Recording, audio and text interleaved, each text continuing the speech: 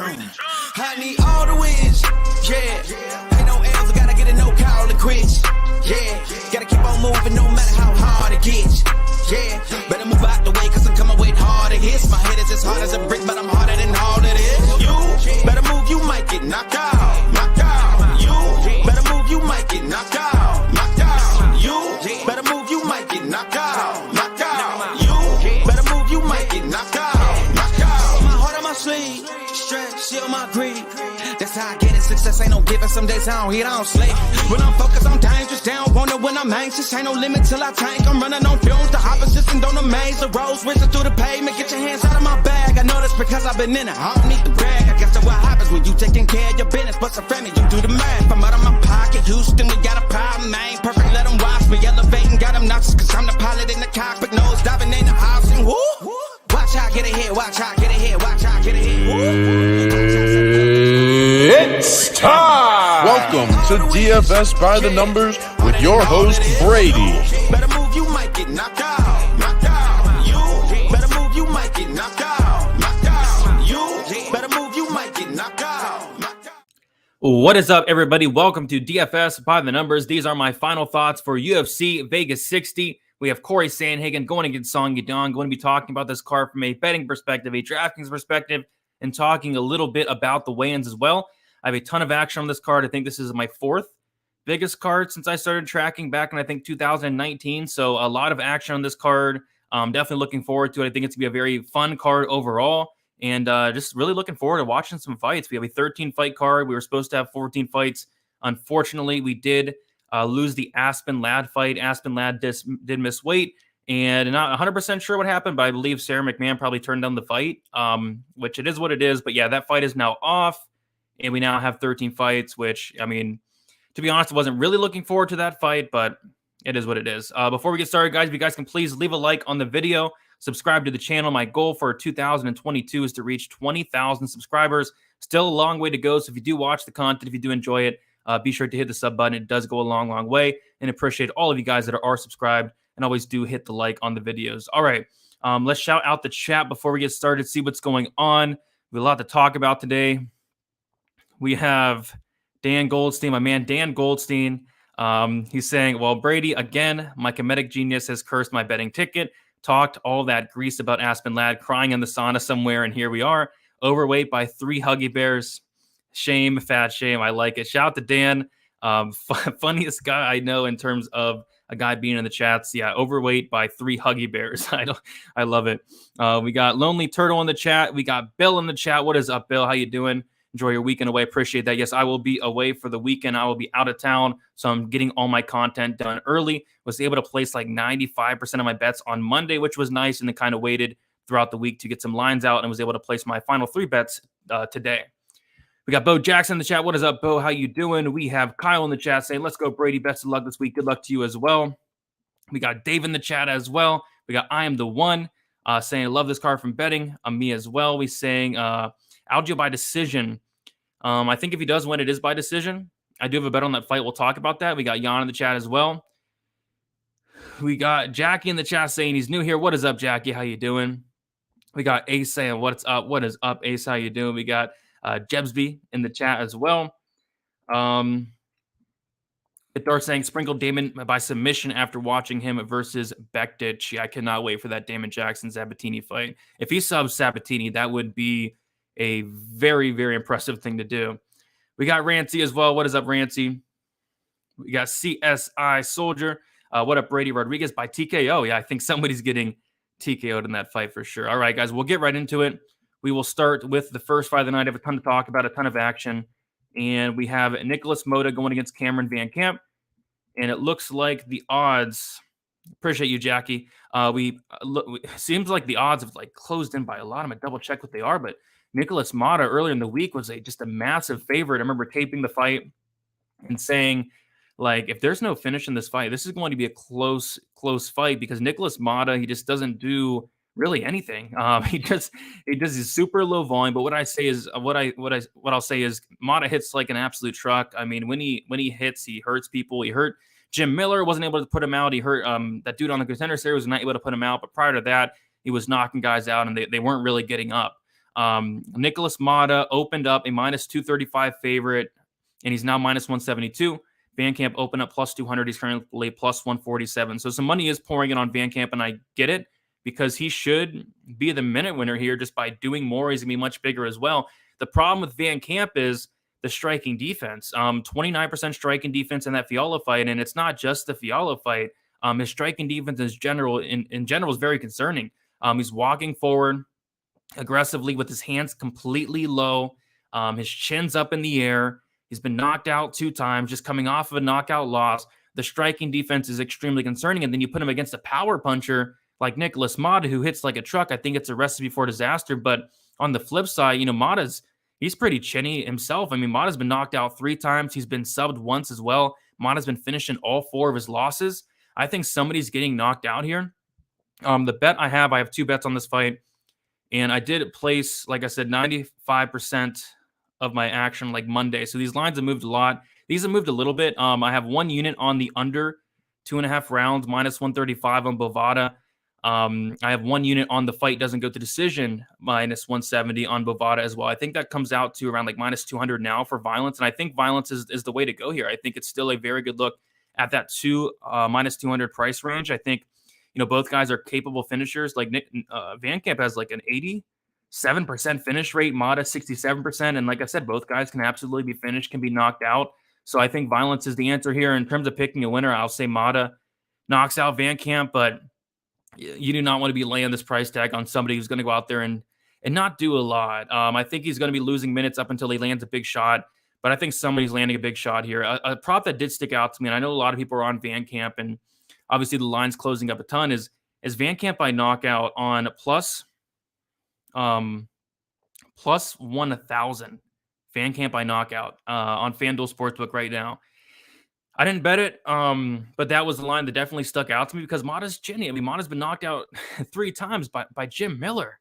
Got knocked out by Jim Miller. I mean, why can't VanCamp knock him out? So I think VanCamp by knockout at plus 1,000 is just a ridiculous line. Does it happen? Potentially. But I think somebody's getting finished here. Give me the under 2.5, 1 unit. A fight doesn't get a decision, 1 unit. I think this fight does finish inside the distance. From a DraftKings perspective, I think it's a very good fight to target. I don't think anybody's going to be on Mata this week at 9,300. Like, I think you could definitely go out there and get a first-round finish. So for that reason, I'll have some Mata. But, VanCamp at this price tag is definitely very intriguing because I think he has some finish upside as well. If there's any grappling upside at all in this fight, it's going to be from the VanCamp side also. So a very, very good fight to kick off the card. But I am thinking Violence in this fight. I think somebody's getting put out. All right, let's see what is going on here. Who is betting Mata? Show yourself. I'd be shocked if anybody was. I mean, if you're betting Mata, you're probably betting him by knockout. If anybody's betting the money line, I just wouldn't agree with that. We got Patrick saying, let's make some money this weekend. That is the goal. You think Cameron VanCamp can win? Yeah, I think he's live. VanCamp by sub. Yeah, he's very dangerous on the mat.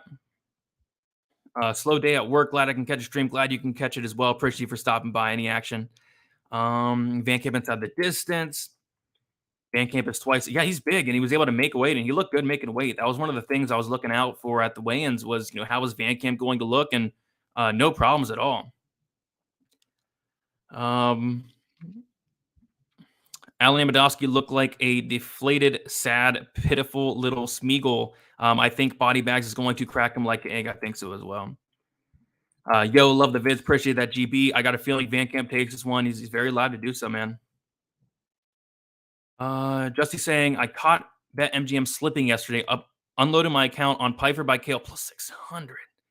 Goodness, are they gonna honor that? Because if they do, yeah, that's a heck of a line. Yeah, it was supposed to be minus 165. Yeah, hopefully they do honor that plus 600. That's a big mistake by BetMGM, and they're known for making some mistakes as well. But that's just a massive mistake, and I can't wait to talk about that fight. We got KO saying, feeling better. I am feeling much, much better for sure. Mike saying, Moto looking real small. VanCamp is chinny, no doubt, but I trust his over Mata's. Yeah, I think VanCamp can definitely be winning up until he gets caught, but he could also catch Mata. I bet VanCamp by Violence as soon as he didn't look like Aspen Lad on the scale, and I bet Violence too. I even parlayed it, and I hate parlays. Yeah, I think Violence is probably the best option in this fight. I think somebody's getting starched here.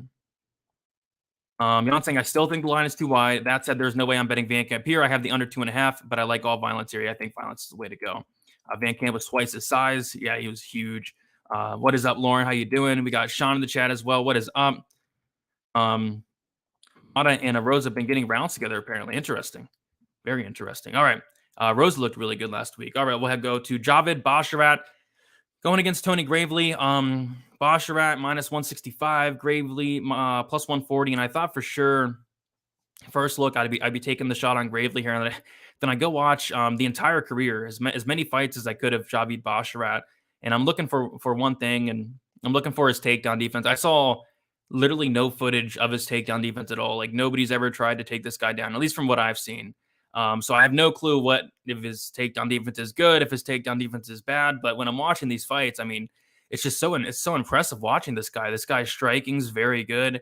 His grappling's very good. He has wrestling in his own right. So I'm just extremely impressed with what I saw. The only thing is he just has not fought anybody great. I mean, he took a step up in competition against Trevin Jones, was able to pass that test. But, Tony Gravely's fought very, very good guys. Tony Gravely's fought the much better competition by a mile. It's just there's some question marks in this fight. So from a money line perspective, I just can't get there on either side because I don't know what Basharat's takedown defense looks like. And I searched and I searched and I saw no footage of that at all. He's never fought a wrestler the caliber of Tony Gravely or really anywhere near that.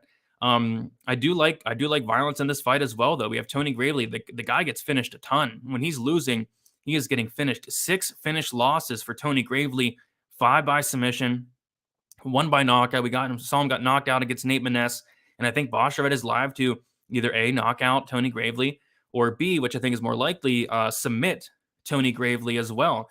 Tony Gravely puts himself into a ton of bad spots. I mean, the guy's wrestling's phenomenal, but even in fights he's winning, he's getting stuck into very bad spots. I remember, was it Burchak that had him in a very deep guillotine? Simon Oliveira had him in a very deep guillotine as well. And I think Basharat's going to have a very good opportunity to go out there, and I think he's going to be able to finish Gravely as the fight goes on. But on the flip side, Tony Gravely, he goes out there and he chucks heat. I mean, he's looking to take off the head of Javed Basharat. I think if Tony Gravely wins, it could very well be by knockout. So I do like violence in this spot, and I do like the fight doesn't go to decision. And currently on Bovada, they have it at minus 135. That's where I played it at. One unit, fight doesn't go to decision. I think Basharat gets a finish here. I think it could be really in any round, but Gravely does slow down as the fight goes on. He is, prone to be making mistakes out there. And I think one little mistake against Basharat could be the fight. Basharat's a very skilled fighter. But Gravely's going to go out there. He's going to probably have a success, I'd imagine, with the takedowns. But like I said, I just don't know. I didn't see any footage of the takedown defense of Basharat. But I think violence is the way to go. Once again, I think this is a very good fight to target on DraftKings as well. Javed Basharat, 8,600 with that finishing upside. Tony Gravely, 7,600 with that potential knockout threat, and then also the wrestling threat as well. If Tony Gravely wins, he probably racks up a ton of takedowns. So love this fight. Love it from a betting perspective and a DraftKings perspective especially. I think it's going to be a very fun one here. 1 second, guys. All right. Let's see here. Dan saying Basharat leaving Gravely hanging on the handshake at weigh-ins yeah, I saw that. He did leave Tony Gravely hanging. We'll see what happens about that. Robertson by sub 5-1. Hey, Robertson by sub's 5-1. Yeah, there you go. That's a great line there. Basharat does appear to have heavy hips. Hopefully he can make Gravely work and fatigue. And that's the thing. I think he'll make Gravely work. That's the thing. Like Simon Oliveira didn't make Gravely work at all. And like I said, Simon Oliveira almost submitted Tony Gravely in the first round. I think Basharat is going to absolutely make him work. I got Basharat plus 160 for violence. I think that's a good line, Dan. That's underpriced for a fight like this. I agree. I think people are forgetting that Javed's a finisher. He's finished all of his wins but one. Prior to the last fight, he finished every single fight inside the distance. We got Uncle Weezy in the chat. What is up, Uncle Weezy? Saying Brady Dan Levy just tweeted that Aspinall was removed from the roster. Did you guys in the chat see that? I certainly did. I got a good laugh out of it. I don't know if it's true, but I feel like it's coming. I feel like I'd be shocked if she was not cut. I mean, it's every single time with her. I mean, it's how many times has she missed weight at this point? It's got to be like 3 or 4 at this point. So I mean, I would be shocked if she wasn't cut. Javed will probably sub me. I'm leaning sub as well. Pash Bros coming. I think so. And like I said earlier in the week, I was like kind of on the Gravely side, but after watching Javed, I mean, this guy, he's so good. It's just this is going to be a true test for him, I'd say. David Dvorak said his takedown defense is elite. He wasn't able to take him down himself sparring in London. If David Dvorak's saying that, then that's a good sign. David Dvorak's a very good fighter, but we're going to see it tested for sure. Box by sub, what's the line? Basharat by submission is around the like plus 325 range, which I would lean sub over KO myself. All right, move on to the next fight. We have Jillian Robertson going against Maria Agapova. And 3 fights in a row. I think violence is the answer in this fight as well. We'll kind of talk about why. We have a striker versus grappler, first of all. We have 2 very good finishers on the feet. Agapova is going to have just a significant advantage. It's going to be Agapova on the feet all day, no question about it. Jillian Robertson is going to have a significant advantage on the mat. And where have we seen Maria Agapova struggle? The answer to that is on the mat. We saw Shanna Dobson, of all people, take down Maria Agapova twice. I mean, gassed or not, that's a terrible look. And then Shanna Dobson was able to finish Agapova in that second round. And we saw that Tracy Cortez was able to take down Agapova multiple times, control her for over 10 minutes of that fight. And then we saw Marina Moroz go out there and take down Agapova multiple times and finish her. Jillian Robertson, good wrestling, relentless wrestling, black belt in BJJ. I believe Agapova is a white belt. So Robertson's going to have just a significant advantage on the mat if she gets it there. And I do think she does. And when she gets on top, it's going to be a very rough night for Maria Agapova here. I think Robertson submits Agapova and probably does in the first or second round. But on the flip side, if Robertson is not able to get the takedown, it's going to be Agapova all day. Agapova is going to destroy Robertson on the feet if Robertson's not able to get her down. But I am personally leaning Robertson to take her down. I think the fight doesn't go to decision is a good look. I think the under 2.5 is a good look. I was able to get on the under 2.5 rounds very early in the week at plus 110 for 1 unit. Was hoping to get that at plus money. It opened at plus money, was able to hop on. And I think that was just a very mispriced line. And I'd still play it here. I'd still play violence here. Fight doesn't go to decision around minus 175. I think it's a very, very good look. Striker versus grappler covers both sides there. From a DraftKings perspective, you have Robertson with the takedown upside, the submission upside. You have Agapova with the knockout upside. I think it's a very good fight to target in DraftKings. So these first three fights, I think, are very, very good from a DraftKings perspective and a violence perspective as well. And really looking forward to these first 3 fights. So give me Robertson for the win. But I do like the fight doesn't go in the under rather than betting the money line, which I was tempted on the money line, but I think I'll pass on it. Minus 145, minus 140 for Robertson. I think she could look like a big favorite if she's able to come in here with the right game plan. I do expect her to do so. Basharat is plus 1,800 on Bet365. Yeah, that's kind of nuts. I would expect it to be a lot lower than that. Agapova via crazy. She is indeed crazy in a lot of ways. We got I. What is up, I? How you doing? I hit on the Dobson fight plus 800. Yeah, that was wild. I mean, that was one of those fights where I remember being like 90% owned on freaking Agapova on DraftKings just because Shanna Dobson, I thought she was the worst fighter on the roster. And then that happened, and you're just like, what just happened, man? Agapova's like minus 1,000 in that fight. Good times there. But yeah, Agapova, I don't know. I think she could win this fight, but it's just a tough matchup for her. It should be Robertson here, as long as she comes out there and implements the right game plan. Robertson training wrestling with Cubans in Miami. She should destroy Maria if her wrestling is better. I agree. Like on the mat, it's Robertson all day. I think she's going to do very bad things to Maria Agapova on the mat, who just has shown a just horrendous ground game, just nothing at all on the mat. Jan saying, I have a nice bet here. Fight doesn't go. Plus Robertson over 0.5 takedowns. Plus Agapova has more significant strikes in round 1. Plus 400. There you go. Yeah, I like that. We got Lou Betcha in the chat. What is up, Lou Betcha? Glad you're back. Lou was able to get some content out this week as well. Nice to have you back, man. Dan saying, I have no bet on the Luma fight, but I won't lie. When she came out with that mullet, I almost did. She might come out grappling like Ricky Luma Simone. Yeah, what a haircut Loma has. Just a very handsome fighter for sure. All right. Both saying, let's go Robertson. Yeah, I think Robertson gets it done. Aspen Ladd versus Garby Garcia. Book it. No weight needed. I agree. I would also like to see Aspen Ladd going against Macy Chiasson at 155 pounds. I think that'd be a good fight as well. Okay, we'll move on to the next fight. We have Daniel Zellheber going against Trey Ogden. And I have a bet here. This is my first bet of the week. I did place a bet on Daniel Zellheber on Sunday, and I got him at minus 245. And I have 2.5 units on it. I actually missed he was minus 220 for a second. Ended up waiting, and then went to like minus 230. Ended up waiting, went to minus 235. Ended up waiting, and then I finally was able to pull the trigger at minus 245. But yeah, that minus 220 would have been very nice because now he's like minus, I think it's like minus 380. I saw, so he's a very, very popular play. It's minus 410 on Bet Online. So he's a very popular play this week, and rightfully so. I think it's a really tough matchup for Trey Ogden. I mean, what more to say? We saw Trey Ogden, his UFC debut, just very disappointing performance, going out there and getting outstruck by Jordan Levitt, just inexcusable. And it was weird because you take a look at Trey Ogden outside that fight, his striking solid, but I mean, just getting outstruck by Jordan Levitt, just a horrible look. And not only that, he was like 1 for 4 on takedowns against Jordan Levitt, who a gust of wind could take down Jordan Levitt. So the fact he wasn't able to take down Jordan Levitt, just an even bigger red flag. And on top of that, I think Zellheber's the real deal. He's 23 years old. He has a ton of tools, a very good striker. He's going to be bigger in this fight. We saw him at the weigh-ins. He's a lot bigger than Trey Ogden. He's going to be the better striker by a mile.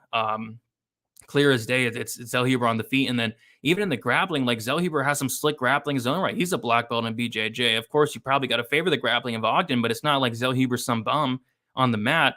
Zellheber, very solid takedown defense, very big, very tough to take down and hold down. I think Ogden's really going to struggle here in this matchup, especially as the fight goes on. Zellheber, elite cardio, where Trey Ogden does slow down as the fight goes on. I think it's Zellheber here, and was able to get him, like I said, minus 245. Could have even got him at minus 220. Kind of made a little bit mistake there waiting, but can't complain. Minus 245, 2.5 units. I still think he's a parlay piece around minus 340 FanDuel, minus 360 DraftKings. If you're into the parlays this week, I do have a couple parlays myself. I think he's one of the better parlay pieces on the card. Outside of Ogden catching Zellheber in a sub early, I think it's Zellheber here. From a DraftKings perspective, not going to have a ton of Ogden, but I will have some Zellheber 9,400. I think I'm personally picking a decision here. Ogden's very tough. He's never been knocked out. He has a good chin. But I could see him potentially finishing Ogden down the stretch. But I'll say decision for Zellheber, but give me the money line as far as a straight play.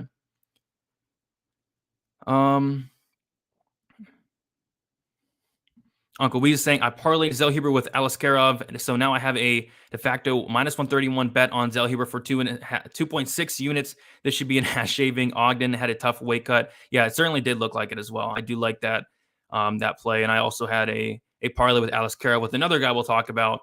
Shout out to Aleksandar for getting it done. The guy's a freaking beast. Can't wait to see him in the UFC. Zellheber is built like a broomstick, and if you've been hit by a broomstick, you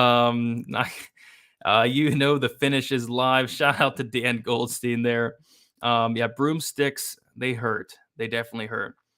I like Zellheber here, but I don't like any odds, honestly. He's young. It's his UFC debut, and Ogden can have success in the grappling, so a fade for me. Yeah, the only thing I don't like about Zellheber is that he's making his UFC debut, but that's like the only thing I don't like in the matchup. But outside of that, he should be good, and I think he'll be fine. We're fighting in the Apex here. There's no fan. I mean, he just fought in the Apex, right, on the Contender Series, so he's been there before. He's been there just as many times as Ogden in that Apex. All right. We'll move on to the next fight. We have Loma Lookboonmee going against Denise Gomes. Yeah, I don't have a bet on this fight. I like Loma to win. The line has came down a little bit. It's getting to the point where I would potentially think about playing Loma. It's like, what is she, minus 190 now? Like, she should win this fight. She's the better fighter. She's the better striker by a mile here, I guess. Maybe people are thinking Denise Gomes can make it close. Maybe it is close. Gomes is going to come in there. She's a dog.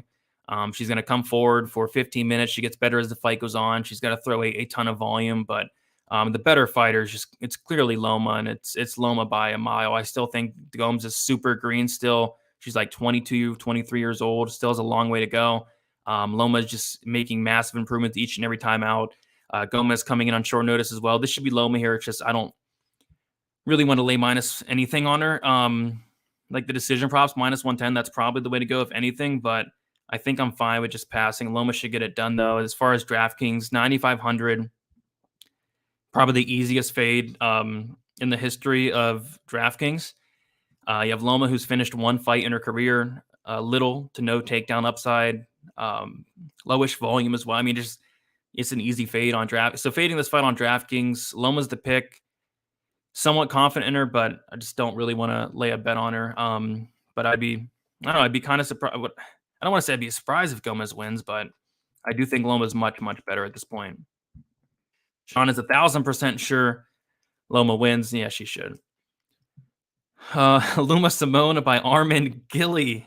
Yeah, I guess she did come in there with that Ricky Simone mullet, so you never know. Maybe her and Ricky Simone's been doing some work together. Maybe she'll come out there with a wrestling-heavy game plan, but I think more than likely she just outstrikes Gomez, landing the better shots there. What is up, Zach? How you doing? Rob saying fight goes to decision. Yeah, that's a good parlay piece. Fight goes to decision. It's not even crazily priced either. I think it's like minus 220, 230, something like that, which that's probably solid. Yeah, fight goes to decision, minus 240. That's solid parlay piece, I'd say. But yeah, no bet on this fight for me. We can move on. All right, next we have Trevin Giles going against Luis Cosi.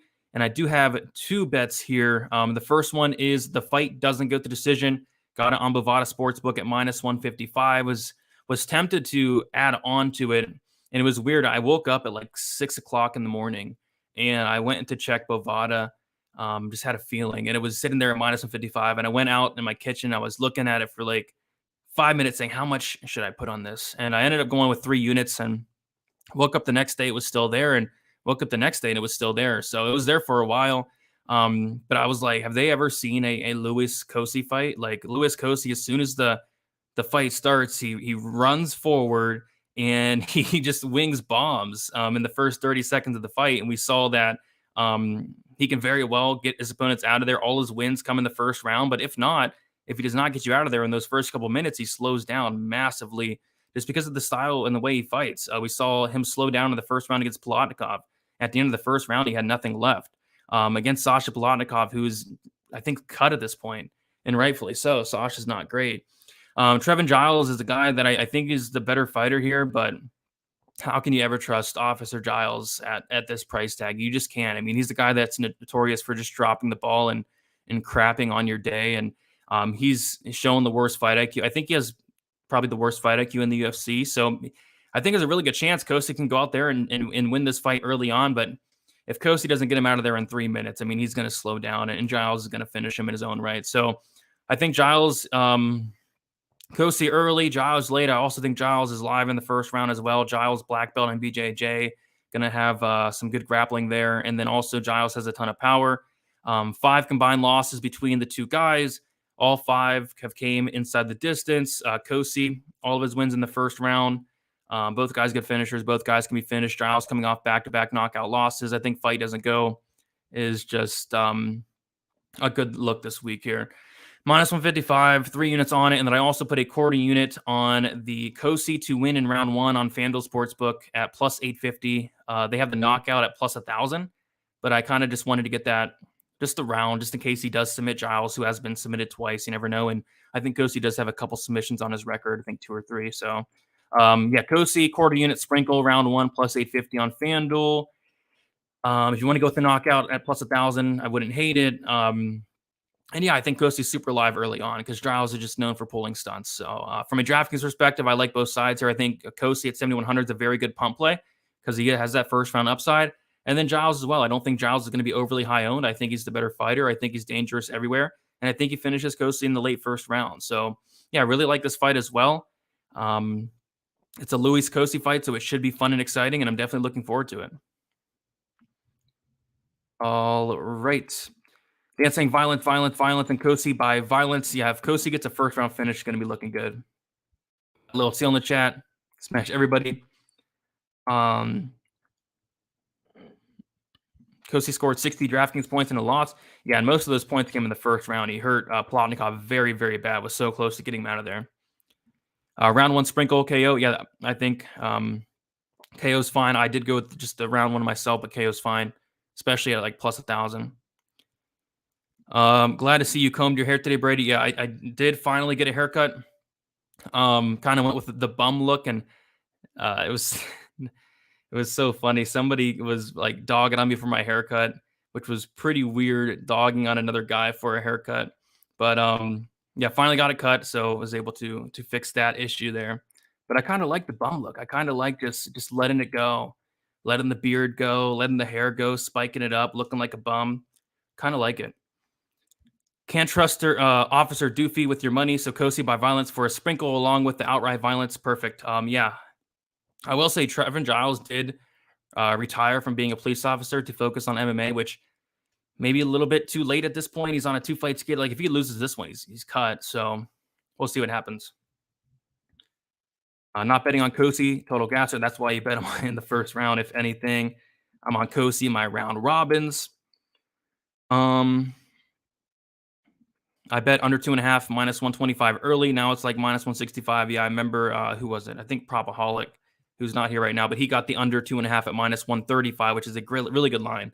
So I liked that. I also like the fight doesn't go to decision. Brady is settling into the married life nicely. The bum look is a sign of that. Absolutely, Dan. Kosi has my money. He has a quarter unit of mine as well. Officer Doofy. Parlaying Giles Kosi fight doesn't go with the Sandhagen money line. I like both spots. All right, we'll keep moving on. 155 of you in here. If you guys have not already, be sure to leave a like on the stream. It does go a long way. And be sure to subscribe if you are not already. All my content is already out. Everything on my website is already done. Best bet is already done. I did that on Thursday. My betting breakdown video is recorded. That's going to be posted. So everything is going to be out fairly early this week because I do have some stuff going on this week and I will not be around. Okay, we'll move on to the next fight. We have Pat Sabatini going against Damon Jackson. This is a fight where I don't really have a strong read on it. I do think it's going to play out close and competitive. I do have a contrarian take, though. Me and Weezy, shout to Uncle Weezy. We do a show every Monday on the MMA Engine called Probability, and a prop that was really sticking out was that under 2.5 rounds in the Sabatini-Jackson fight. So this is from playing the number for me because you look with your eyes. We were talking about like this fight probably does go to decision, but you take a look at Damon Jackson. This guy's a killer be killed fighter. Damon Jackson's been finished in all 4 of his losses. He's never lost a decision before, which is very interesting considering the guy has a ton of fights. He has 26 fights, never lost a decision, which tells you a lot about Damon Jackson. And you also take a look at Jackson in his last 14 fights. 12 of those fights are finishing inside the distance. So he's a great finisher in his own right. On top of that, there's going to be a lot of opportunities for either guy on the mat, I'd say. There's going to be a lot of scrambling, a lot of transitions. I think either guy could be potentially live for a sub. And I also think on the feet, Jackson's probably the better striker, should be the minute winner, landing more volume. But Pat Sabatini has power. He hurt, I think it was, who was it in the UFC debut? Hurt somebody in his UFC debut. Was it Tristan Connolly? Let me double check. I think it was Tristan Connolly. He hurt bad in his debut. Was it? Yeah, Tristan Connolly. He dropped him, almost finished him. And then he also almost finished TJ Laramie in his last fight as well. So he has power. And I also saw him knock out somebody outside the UFC. And Damon Jackson, I don't trust his chin. He's been knocked out a ton. Maybe Sabatini could hurt Jackson on the feet, club and sub. I think that's on the table. But under 2.5, just a small play on it. Kind of a play on the number. Plus 205, kind of a contrarian take there. As far as a winner, I'll go Sabatini. But if this fight goes the distance, I think it's going to be very close. From a DraftKings perspective, I don't mind either side. Just with all the wrestling, the control, the reversals. I think the winner should score good. But yeah, not a ton of interest in this fight from a betting perspective overall. Just a small play on that under, just due to the fact that Jackson is a killer be killed fighter.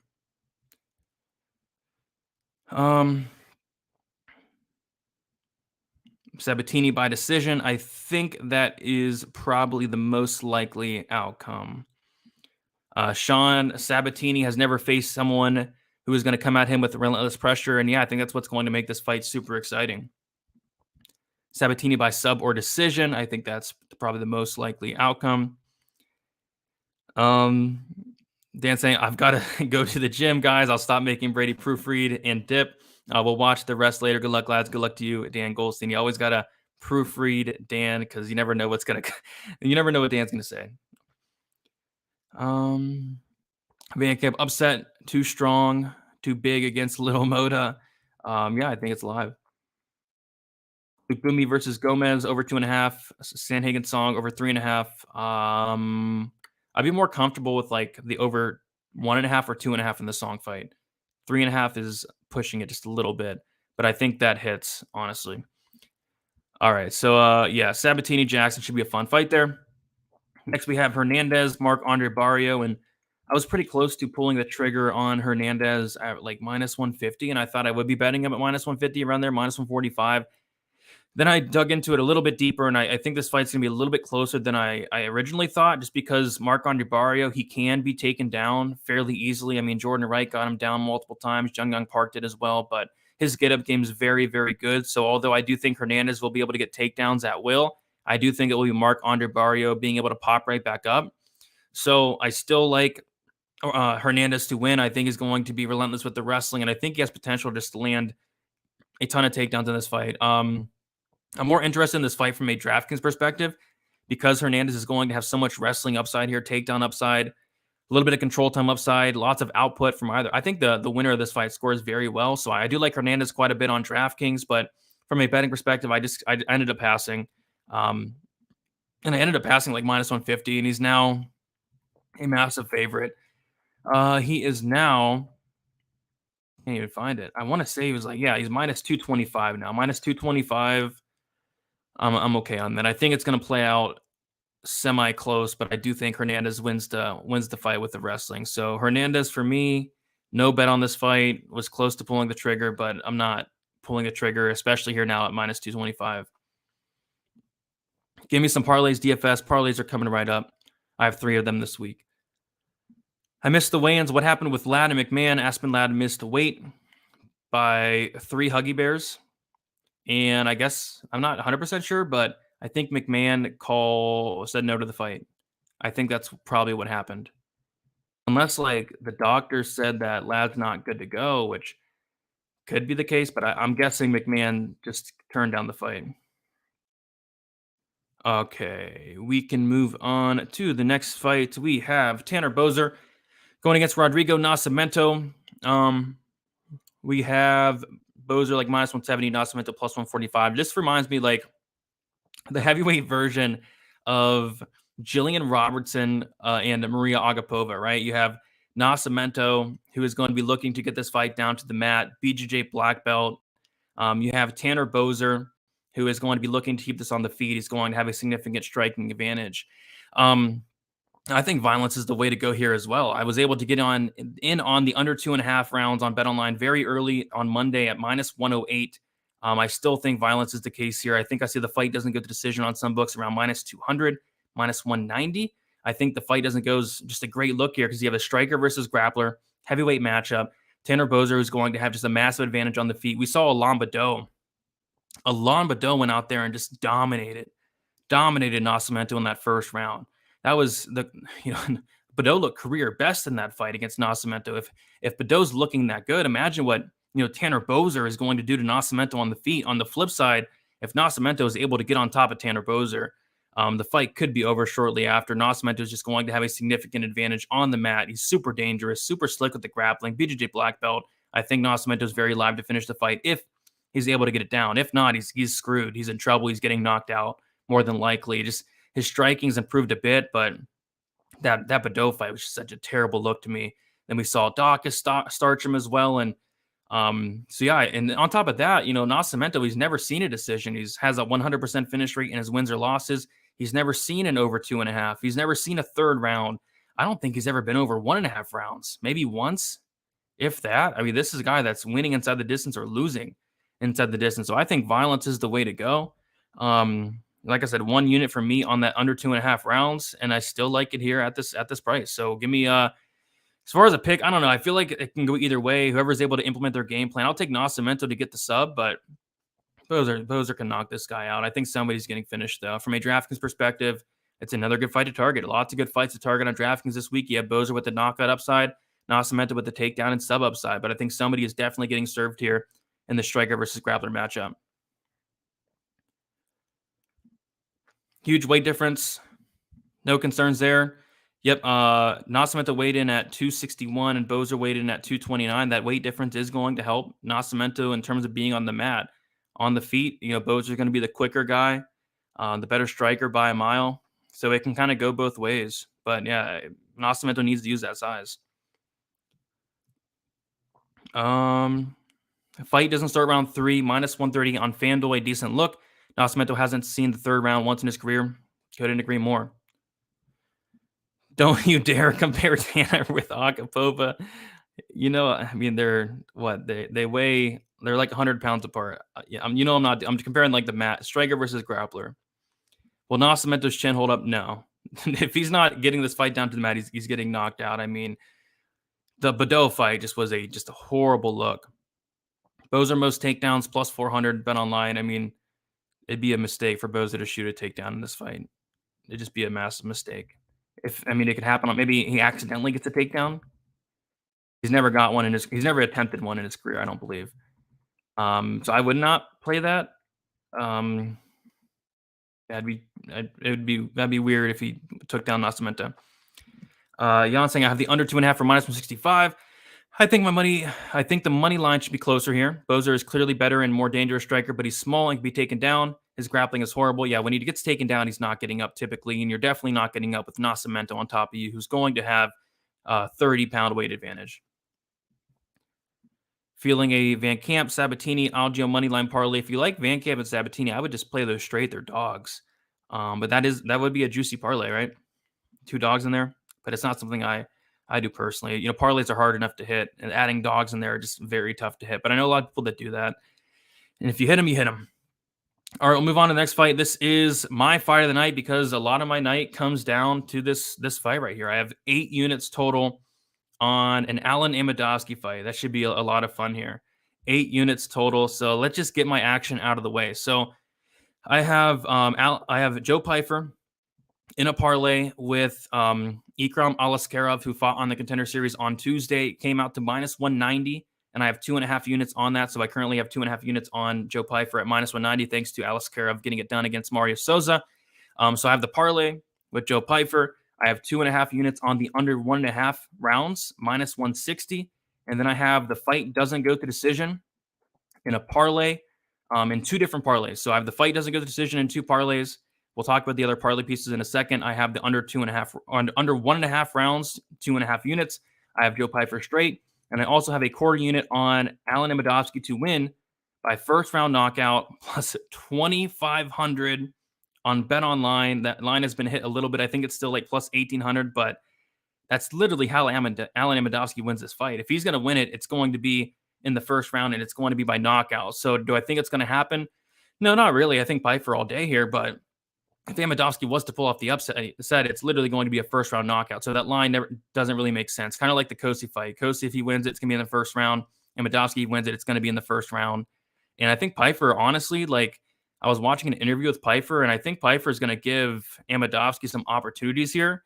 Pyfer literally said he's going to go out there and he's going to try to knock out Amedovski. And it was funny. He was calling Amedovski Chidi and stuff, and kind of crapping on him a little bit.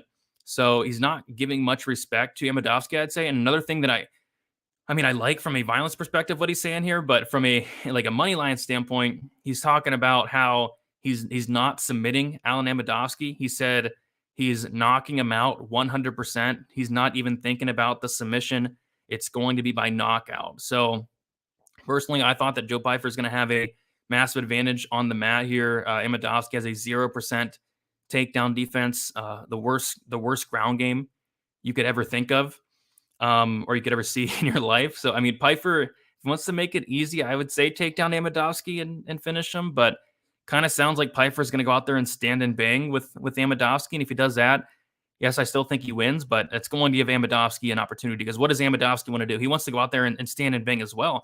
So if these guys go out there and stand and bang, Amedovski could potentially knock out Joe Pyfer, but Joe Pyfer's the much better fighter. I think Amedovski's just not great anywhere outside of hitting hard. He does one thing good, and that one thing is he hits hard. So this is MMA. Anything can happen, and that's kind of why I sprinkled that first round KO prop of Alen Amedovski. If Alen Amedovski wins a decision here, I'm probably going to have to live on the streets and after this fight card, because I have a lot of money on the fight doesn't go, the under 1.5, and Joe Pyfer in general. So yeah, if Amedovski wins by decision, that would be the worst case scenario. But I think Pyfer wins this fight. I think he wins it in the first round. I prefer him to take him down and finish Amedovski, but kind of sounds like he's going to go out there and stand and bang, and we're going to have a fun fight on our hands. So Pyfer, he is 9,700 on DraftKings. Hopefully, I'm hoping that scares some people away from playing him, but I mean, it's just so easy to get him into your lineups this week. There's so much value on this slate from a dog perspective. So many dogs that stick out. It's just easy to go up there and get Joe Pyfer. He's the best play on the slate by a mile. So yes, he's 9,700. We don't typically see that, but he should roll through Amedovski here. So yeah, Joe Pyfer parlay piece. I have Joe Pyfer in 2 parlays for the fight doesn't go to decision. I have the under 1.5, and I also have a quarter unit sprinkle on Amedovski round 1 KO. So just a lot of my night is riding on this fight. Best case scenario is actually Amedovski first round knockout. It's like a quarter unit to win like 6.5 units, something crazy like that. Second best case scenario is a Joe Pyfer finish under 1.5 rounds. I'll take either. I will take either there. So should be a fun fight. Looking forward to it. Probably my favorite fight on the card. Amedovski did miss weight, and I don't believe he went back to make weight. So I think he missed weight by, I think like less than a pound, something like that. He did not look good at the weigh-ins as well.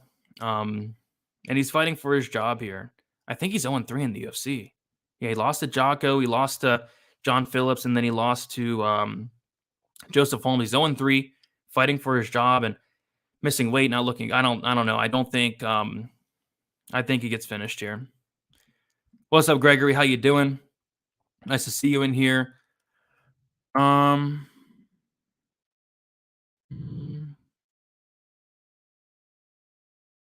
Samuel saying, Brady, I really like that you went live earlier today. Have you considered doing this again moving forward, or is this just like a one-time thing? I don't know. It's really up to you. I mean, if you guys like me going earlier, I definitely can. I just kind of like.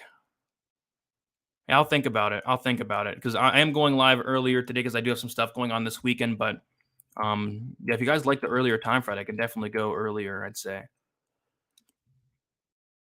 Brady, will you be watching the fights this weekend? I will try my best to do so. I should be able to. Don saying I have a huge bet under 2.5 here just to be safe. I think it should end in the first round, but I can't see how Amedovski survives 3 rounds. Yeah, me too.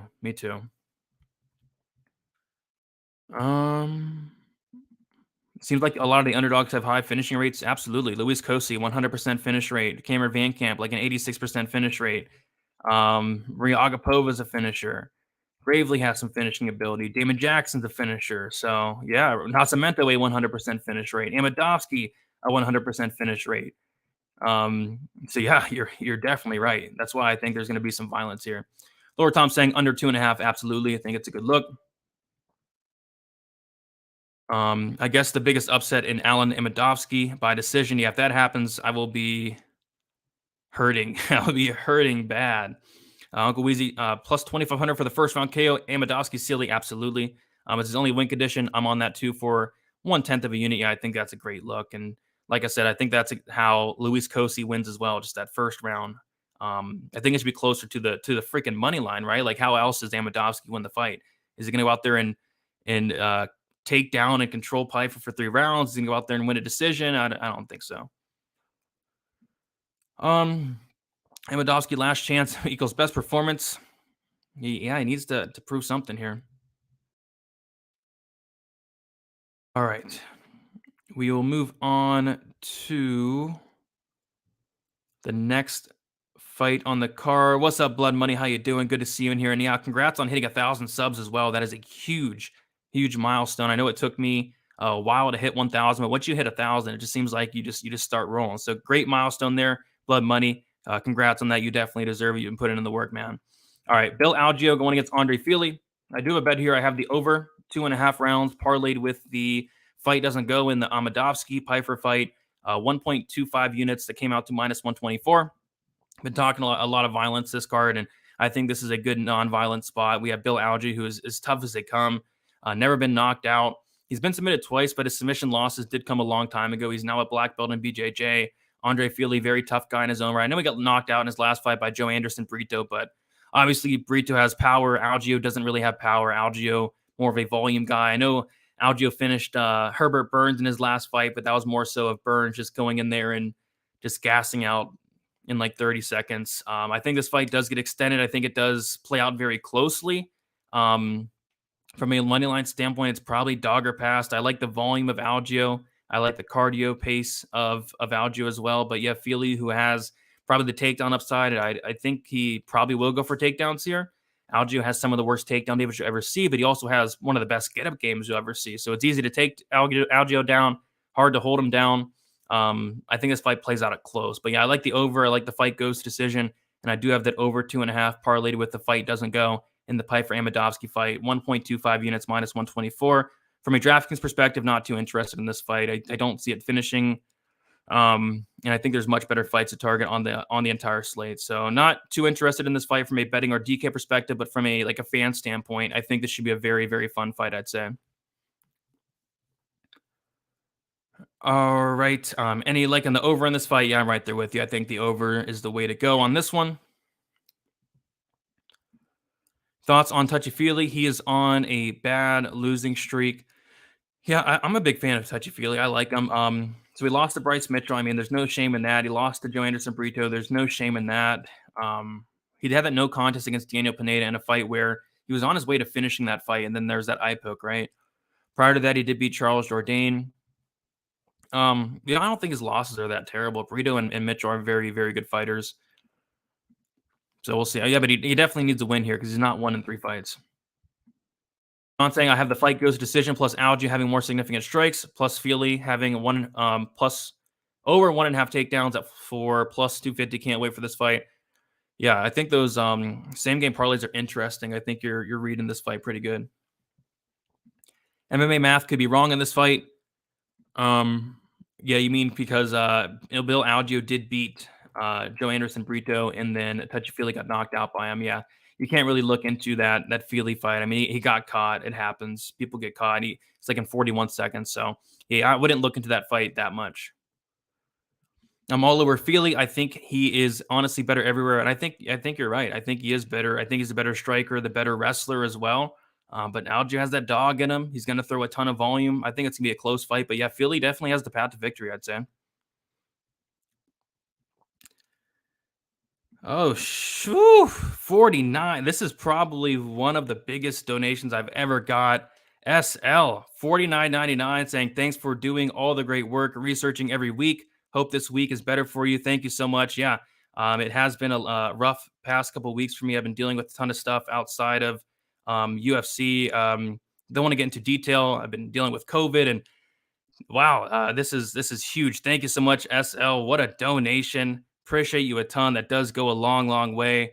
And that's probably the biggest donation of the channel since I've been doing this for like 4 or 5 years. So, thank you. Does mean a lot. Makes this whole thing worth it, SL. So appreciate you. All right, we have 2 fights left. We have Gregory Rodriguez going against Chidi and Jaquani. We have Rodriguez, who is plus 100. And Jaquani is minus 120. And I do have 2 bets here. The first bet is the fight doesn't go to decision. I think this is a clear violent spot. Minus 182 units on that. I probably should have went harder, and shout out to Uncle Wee. I know Uncle Weezy got on the same line there, minus 180, and he went pretty hard on it. I should have went harder on it. I think I got 2 units on it. I think Weezy got like 3 or so units on it. So, but I did add on to another bet here, and I got the scorecards equals no action for Chidi and Jaquani at plus 165, half a unit, and that line is currently at plus 140. Like that line makes no sense to me. I feel like that scorecards equals no action, the finish only should be a pick'em.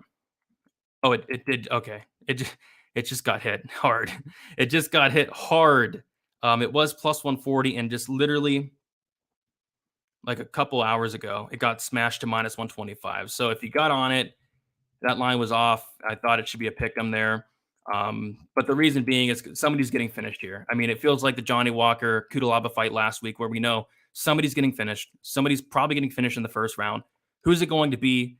I don't know, but somebody's going down. And the same thing here. Both guys are so dangerous. Both guys hit super hard, and both guys can be finished. Rodriguez has been finishing 2 of his 4 losses. I question his chin. He's been hurt. He's been rocked a lot. Chidi and Jaquani's been finishing 6 of 7 of his losses as well. So I think somebody's going down here. It just comes down to who's landing that shot first. See a lot of people on the Rodriguez side, and because he's the more well-rounded fighter, I'd say. But yes, he's more well-rounded, but the problem with Rodriguez is he doesn't use it. He doesn't use his ground game as much as he should. I mean, I was like, what is he doing in the Armen Petrosyan fight? Against Armen Petrosyan, he shoots 0 takedowns. If you guys know Armen Petrosyan, he has some of the worst takedown defense I've ever seen in my life.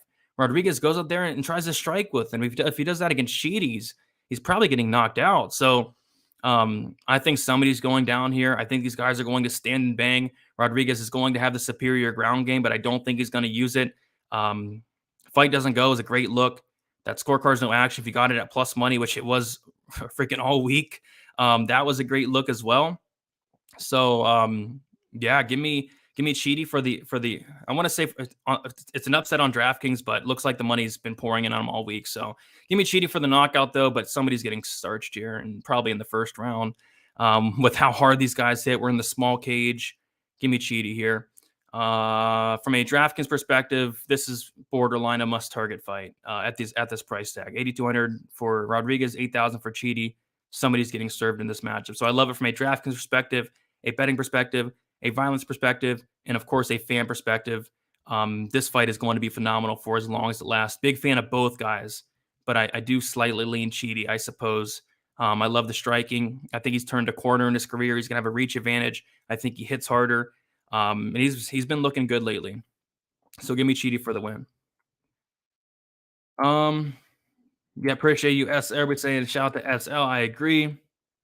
Taking Chidi over Jack Barack Obama. Yeah, I'm going Chidi as well. Yeah, 3.6 units. Yeah, well done. Well, I should have went heavier on it. Well, that's a huge line movement. Yeah, it definitely is. It just got smashed. I mean, rightfully so. The line just made no sense at all. Jan saying I have under 2.5 minus 143. Both fighters were finished many times, and both of them have KO power for sure.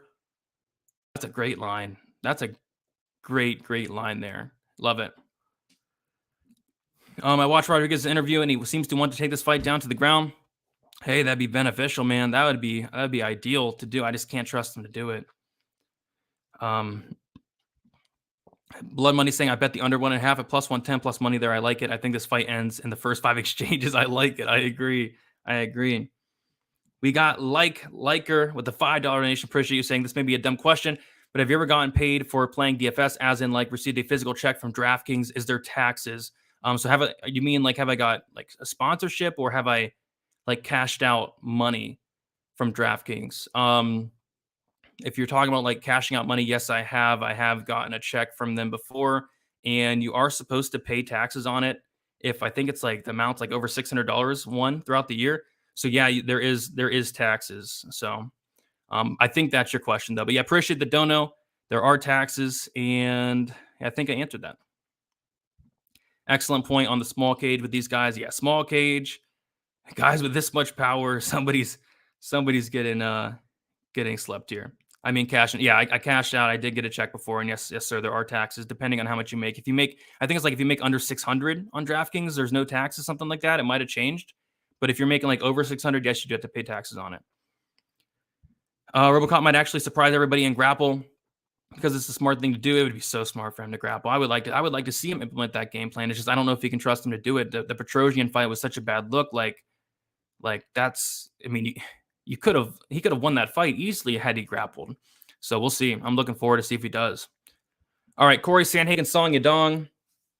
This is going to close out one of my other parlays with the Piper Amidovsky fight doesn't go to decision. I have that parlay with the over 1.5 for Sandhagen, Song Yadong. Came out to minus 150. I have 1.5 units on it, so I'm thinking this fight does go over 1.5 rounds here. I do like the Sandhagen side. Don't know if I like him at minus 180 though. I think it's about right. I think the fight's going to be very competitive early on. Song probably lands the harder shots, Sandhagen with the volume. But, as the fight goes on, I really wonder how Song is going to look. We've never seen him in the 4th or 5th round, where we have seen Sandhagen in that 4th or 5th round. maybe Song looks really good. Maybe he does, or maybe he does slow down. I don't know. We haven't seen it. So I think this fight plays out super close early on, but just down the stretch, I see Sandhagen taking over and winning a decision here. Maybe getting a late finish, depending on how Song looks in those late rounds there. But yeah, minus 180. I think I'm just gonna pass on this from a money line perspective. I know a lot of people on the Song side. Maybe Song can knock out Sandhagen, but Sandhagen has a very good chin. He's never been knocked out. He's been dropped before, but never been knocked out. I do trust Sandhagen's durability here. I think his fight does get extended, if not go the entire 25. I'll say Sandhagen edges it out, winning 3, maybe 4 rounds. But I think Song's going to make this competitive, like I said, at least early on. Maybe hurt Sandhagen early as well, but I do like Sandhagen a little bit more. From a Draftkings perspective, Sandhagen 9,200. I think it's okay. He's going to throw a ton of volume. I don't see much takedown upside from him. Don't see a ton of finishing upside from him, but he has 5 rounds to work with. I think Sandhagen's fine. But there are some other options I do like more than Sandhagen. And then Song, 7,000. If you think he can knock out Sandhagen, I guess Song's going to play a little bit. He's super cheap. And he has 25 minutes to work with as well. So I don't hate Song on DK at that price tag. Very durable guy in his own right. Tons of volume in his own right. Tons of power. I think Song's fine on DK. But yeah, good main event from a fan perspective. Just from a betting perspective, just not really anything sticking out other than that over 1.5 that stuck out earlier in the week. I have that in a parlay with the fight doesn't go in the Amedovski fight. But I'll pick Sandhagen for the win. Just no bet on it.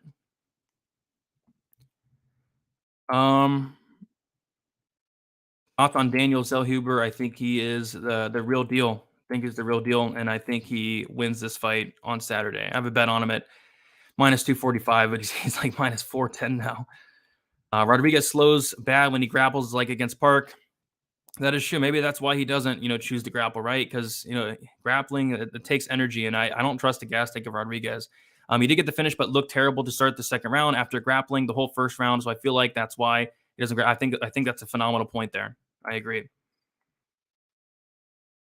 Any advice on the contest selection and being a successful DFS player? I'd say the most success I've had is like that 20 max. The 20 max is probably the most success I've ever had with the contest, and also double ups are very good as well. If you want to chase the big money, that's fine. It's just much harder to do. I like the 20 max, and the double ups I think are like the safest option for consistently building your bankroll. But I know a lot of people want to go on that big contest, go on the 150 max, and nothing wrong with that. But that's just a lot harder to do consistently, I'd say. 184 in here. Smash the like button. I agree. Smash the like button. Appreciate any action. Yeah, the shades at face-offs are a big red flag for Song. I don't know what's going on with that. I personally want Song to KO Corey. I don't really want that. I like Corey. I can't bet this fight Sandhagen should win, but Song is very fast and explosive. He's very live, especially after seeing Sandhagen versus Lineker. He can be too much defensive from time to time. Yeah, I'll say he's live. I'll say he's live early on, but as the fight goes on, what is Song going to look like? And that's kind of the question mark of this fight and kind of why I'm passing here. This fight is awesome. Absolutely. I stayed away with bets and just going to watch as a fan. And me too. I'm going to watch and hopefully watch this fight go over 7.5 minutes as well. Yeah, Song does look like, and he's in incredible shape. Absolutely does. Song took some of Cheeto's best shots, showed heart and durability. He will chop down Corey like a tree. Interesting.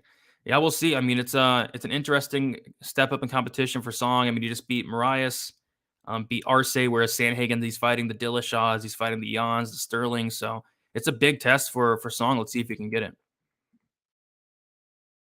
Got to choose one underdog and have a lot of exposure on. Who would it be for you? If I had to choose one, it's a tough one because I had a lot of Sarah McMahon. I thought Sarah McMahon would go out there and have a ton of success taking down Aspen Ladd. So that's going to change my whole slate significantly. So I got to redo my lineups within like the next hour here.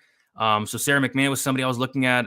But I think there's just so many dogs to just pick one. I like Chidi as a dog on DraftKings. I like some Nascimento. I like some Luis Cosi down there at 7,100. I like Maria Agapova, I think, is even live there. Tony Gravely, Cameron VanCamp. I think there's a lot of great dogs with some great upside, with some finishing upside. If I had to pick one, it's probably Njokuani there at 8K or Tony Gravely. If Tony Gravely wins, he probably has a massive score. But there's a lot of live dogs on DraftKings, I'd say, that have my interest quite a bit. All right. All right. We will go over my bets now. And like I said, I have a ton of action. This is I think my fourth Most exposed card since I started tracking back in 2019. Straight pick, Daniel Zellheber, 2.5 units, minus 245. The parlays I have, I'll do my parlays right off the bat here. 2.5 units on Ikram Aleksandar from the Contender Series, parlay with Joe Pyfer, minus 190, 2.5 units. 1.5 units, Corey Sandhagen, Song Yadong, over 1.5, parlayed with Pyfer. Amadovsky fight doesn't go, minus 150, 1.5 units. 1.25 units on Algeo, Fili, over 2.5 rounds, parlayed with Amadovsky, Pyfer, fight doesn't go, minus 124. 1 unit on Nascimento Bozer, under 2.5 rounds, 1 unit, minus 108. 1 unit on Agapova Robertson, under 2.5 rounds, plus 110. 2 units on the Rodriguez and Jaquani, fight doesn't go, minus 180. In Jaquani, scorecards equals no action, half a unit, plus 165. Amadovsky, Pyfer, under 1.5 rounds, 2.5 units, minus 160. Amadovsky to win by round 1 knockout, quarter unit, plus 2,500. Jackson Sabatini, under 2.5 rounds, half a unit, plus 205. Mata VanCamp, under 2.5 rounds, 1 unit, minus 135. Mata VanCamp, fight doesn't go, 1 unit, minus 170. Giles Costa, fight doesn't go to decision, minus 155, 3 units. And then Costa round 1, plus 850, quarter unit. And then fight doesn't go in the Gravely Basharat fight, minus 135, 1 unit. So a ton of action. Really looking forward to this card. Hopefully there's some violence. I think I am predicting like 8 fights to finish inside the distance, 8 out of 13. So hopefully some violence. Should be a good card. Looking forward to it quite a bit. Unit size is 100. Yeah, it's 100 for me.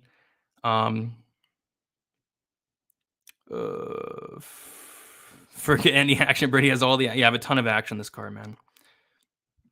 Is it bad to hand build every lineup I have in play? I just trying to improve my process because I've never cashed out of a year of playing hard in DFS. I suck. It depends how many lineups you're doing. If you're doing 150, obviously you don't want to hand build unless you have a ton of time in your hands.